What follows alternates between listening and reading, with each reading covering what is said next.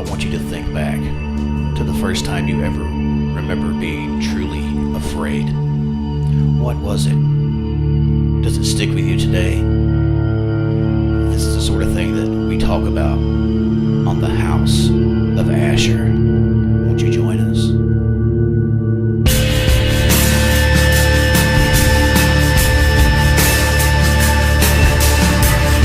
The House of Asher, a clearinghouse for the mind.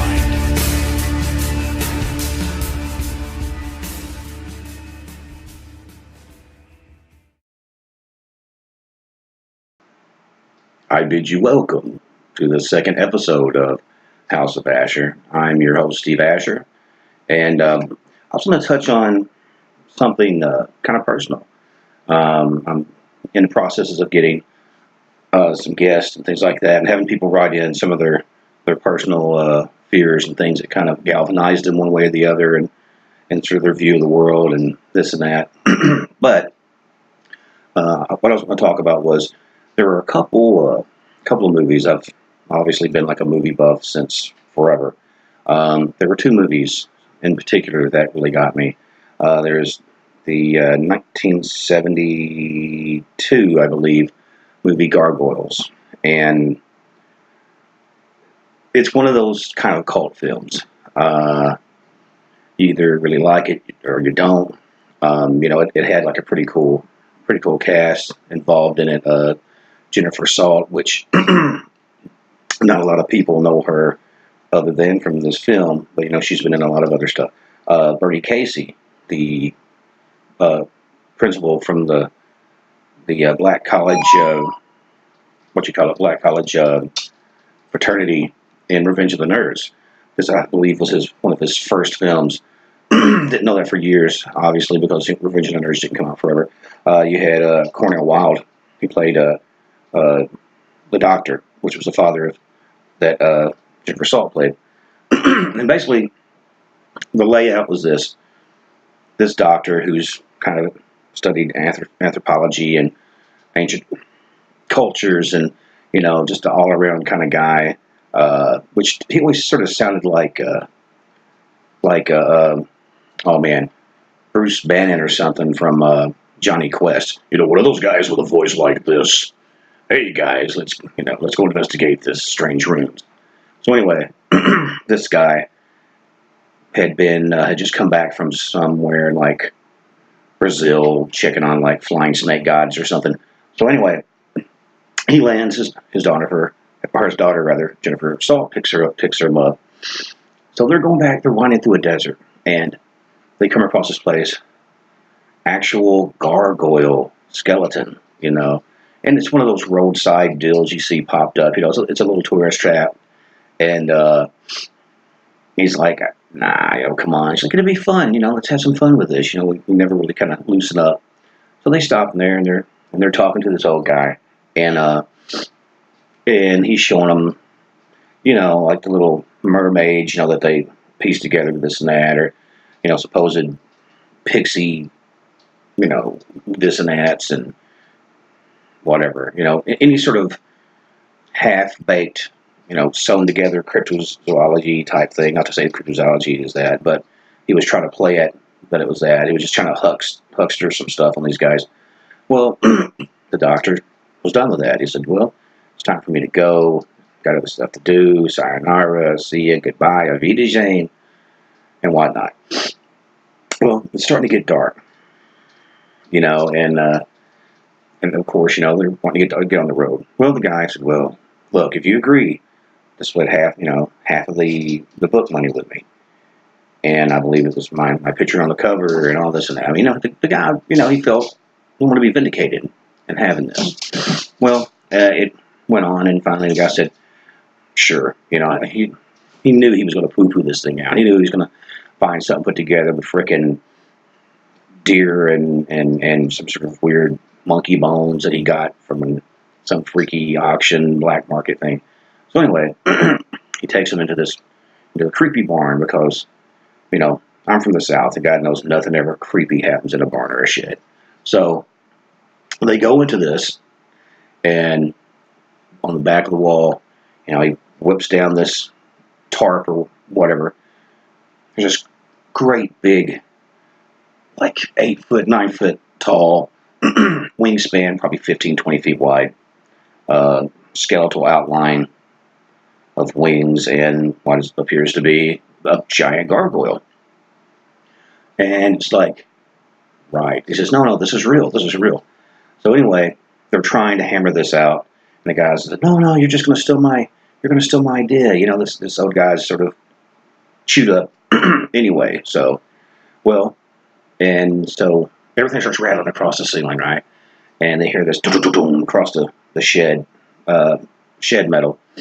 And he said, it's too late. They're here. Boom, right? You know, it's going to happen. So, of course, they start being attacked by these things. Well, they, do, stuff, trying to get whatever. The shed is caught on fire, I believe, and I think they speared out the skull or a piece of the bones or something. It's been a minute since I've seen it, but it's a great film. Regardless. Anyway, so they take part of the body, and the doctor and the daughter, Jet, well, they go back to a hotel and say, man, that was crazy. We need to call the cops, this and that. And they're like, look, we're going to look really strange showing up somewhere, looking at skulls, about a book, 7 face burns to the ground. We're going to kind of be on the list of, of the iffies. Maybe you're involved in it. So the doctor said, I'm sure to be just fine, and let's go over here, and I got to put on some more spray tan, So anyway, they go back to the hotel. And these creatures, man, these creatures that show up are so freaking spooky to me. Kind of like, if any of you guys remember, like, the original Land of the Lost series, the Sleestaks? It's always been something about reptilians, always been something about, maybe it goes back to flying monkeys in Oz, God knows why, but anyway, no moss, I didn't want that no more, I didn't want to see that, but there it was. So these guys come in, these little foot soldiers, slinking in, grab this girl out the window, right? So they take them off, and you're seeing them fly, and their wings are like if you're flying like this, their wings are like this. I mean, it's bad. I mean, this is way before any sort of quality CGI, and it was definitely not the stop motion stuff of like Clash of the Titans and things like that. So anyway, these guys take them to the head dude, the head gargoyle in charge, if you want to say. Anyway, so here this guy is, and this dude is kind of smooth.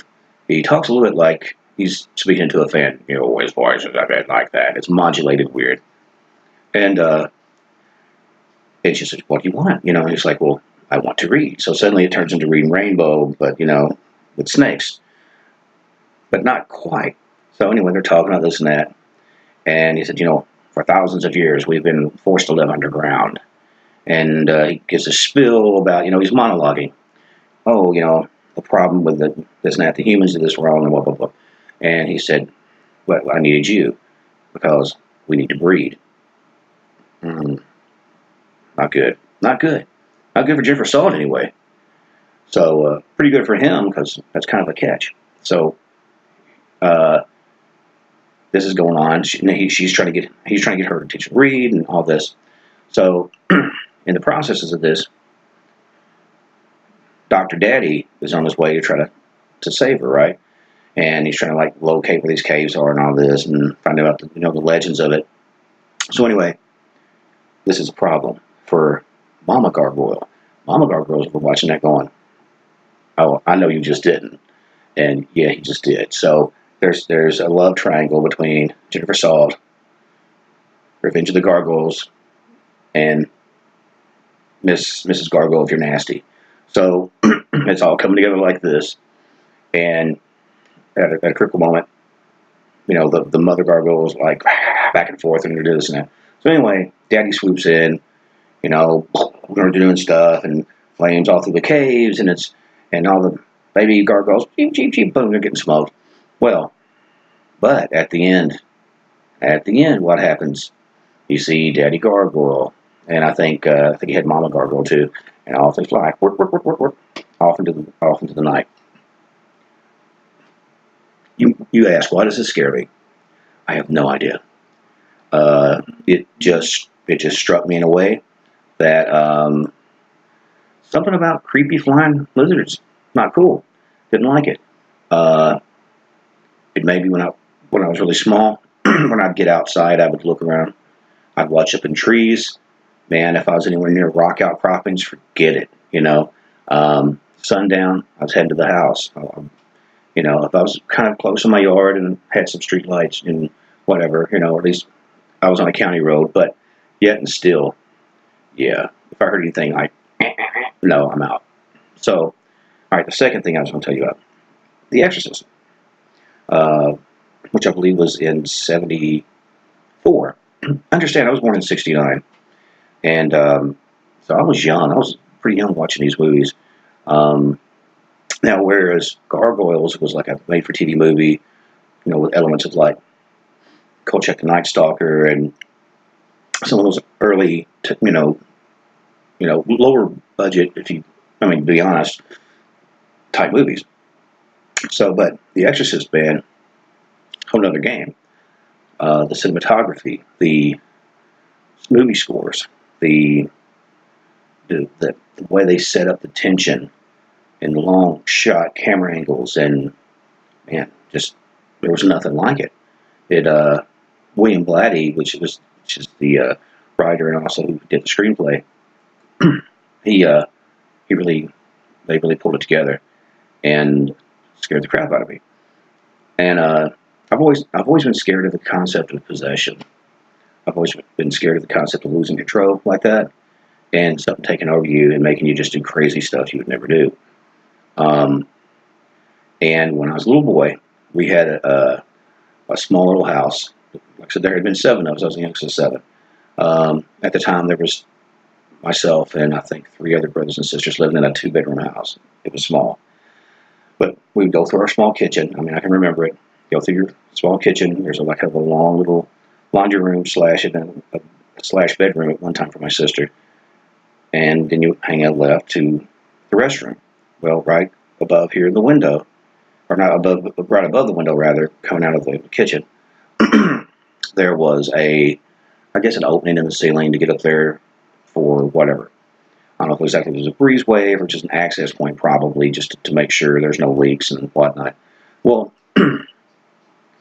I always had these nightmares that Reagan, or Pazuzu rather, would be waiting for me. I'd come around there and he'd snatch me up. And I had these a lot. Had them all the time. It was to the point, I was a young kid still, but, if I had to go to the bathroom, I'd step at the threshold where the light was on, because there wasn't a light in that little middle room at the time. And I would try to diagonally jump. I was trying to break the rules of physics. I was trying to do like a JFK bullet and go this way and do a 90 degree. So I would try to do my best to jump and swing on the door frame off into the bathroom. And that never left me. And that's one of the things, too, that, like the white, opaque eyes of Reagan, once I started writing, that not even purposely, because it was ingrained in me subconsciously, both the underground caves, ancient creatures wanting to eat people and things like that started coming up in my writing. But not even by choice. Again, this is how my fear affected me, and this is how I have worked it out to a point. That being said, I still get the occasional Reagan sitting on the bed, giggling like that nightmare, and I don't like it. It can stop anytime. Thanks. But anyway, I was just going to let you guys know some of the stuff that makes me me. And I do want to please urge everybody, subscribe to the page. I've already got a few subscribers, and I appreciate it. Thanks, guys. Pass that stuff on, man. Let's get this build up, and I want to hear from you guys. I want to hear more from you guys. Tell me your fears. Tell me your dreams. Tell me your hopes. Tell me whatever. Tell me your credit card numbers. I don't care. I can use the money. But get back with me. Subscribe. Share the page. Like the page. And check out StevieAsher.com, all lowercase together. Check out SimonandSchuster.com. Check out Permuted Press, which is my publisher. Check out, please go to Posh Embroidery on Facebook. They carry all my t-shirts. This is my Caldwell County Paranormals t-shirt. It also has a design on the back. And they will hook you up. They will give you the business. And make sure to visit my friends. They made a lot of decent friends in different radio game. I'm right off 3 or 4 because I'm almost out of time. Hilly Horror Stories, Midnight in the Desert, Solaris, Flea Ravens, Hyperspace, After Hours AM with Joe Sturgis, and a whole lot of other people that I'm messing around, Skywatchers. And anyway, tune in, come back, and until next time, stay scared.